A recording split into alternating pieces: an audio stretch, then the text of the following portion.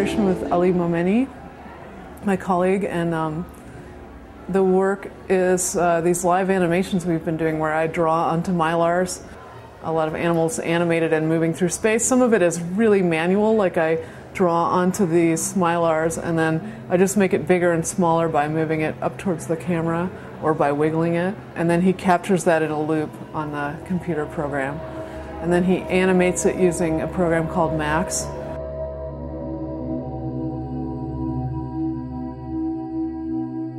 I have a very long print, 90 by 26 inches. That's a combination of photolithography and archival inkjet. And it's a piece that I did called The Wild People. And it uses a photographic background that's collaged from my travels in the Czech Republic.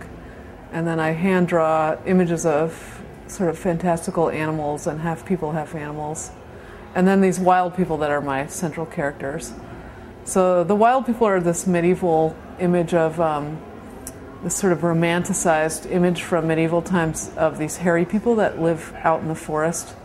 And people romanticize them because they're in connection with nature and they're more sexual than people were in medieval times.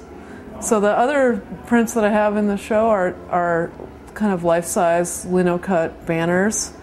And there's a pair of wild people. There's a wild woman and a wild man. Banners on, so linoleum cut on canvas.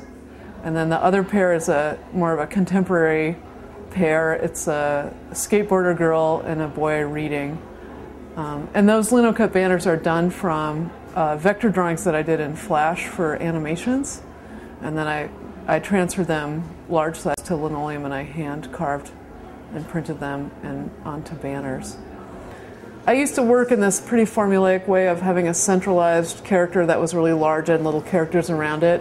And recently I joked that I moved from medieval times to the Renaissance because I've started making these landscapes that actually have space in them.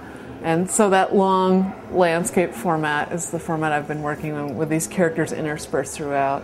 So it's kind of a depiction of that invented land, this kind of utopian vision of gender-liberated land that I've been drawing lately.